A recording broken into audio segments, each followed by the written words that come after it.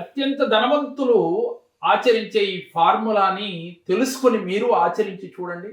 జీవితంలో ఉన్నతంగా ఎదగటంలో ఎటువంటి సందేహం ఉండదు.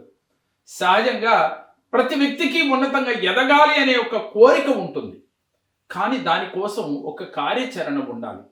ముందుగా ఒక ధనవంతుడు ఏ ఫార్ములాని ఆచరించి ఉన్నతంగా ఎదిగాడో ముందు మనం తెలుసుకోవాలి.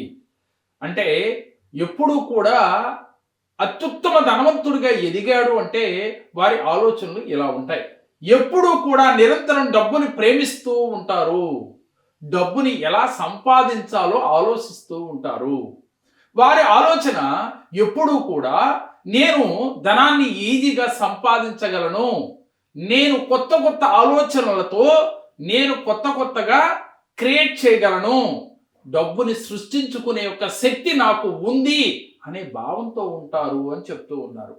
ఒక ఆయన ఇలాగే వెళ్ళి ఆయన ఒక బౌద్ధ సన్యాసి రూపంలో ఉన్నాడు. ఆయన దగ్గరికి వెళ్ళారు. ఆయన వసుధ చాలా ధనవంతుడు. అయితే అయ్యా నువ్వు చాలా ధనవంతుడు కదా, మరి ఇప్పుడు ఎందుకు ఇలా ధ్యానం చేయటానికి కోసం కూర్చుని ఉన్నావు అని అంటే, అయ్యా నేను కావలసినంత ధనాన్ని సంపాదించాను, ఇప్పుడు జీవిత సత్యం ఏమిటో తెలుసుకోవాలని ఈ యొక్క ధ్యాన మార్గంలోకి వచ్చాను అని చెప్పాడంట.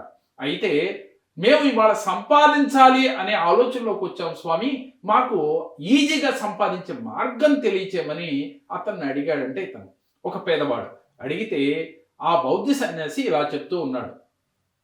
ఏ వ్యక్తి అయితే డబ్బుని అతిగా ప్రేమిస్తాడో, అలాగే ప్రతినిత్యం డబ్బును సంపాదించటానికి అహర్నిశలు ఆలోచిస్తూ దాని కోసం కష్టపడి పనిచేస్తాడో, ఆ తర్వాత కష్టం లేకుండా డబ్బు రావటం మొదలవుతుంది.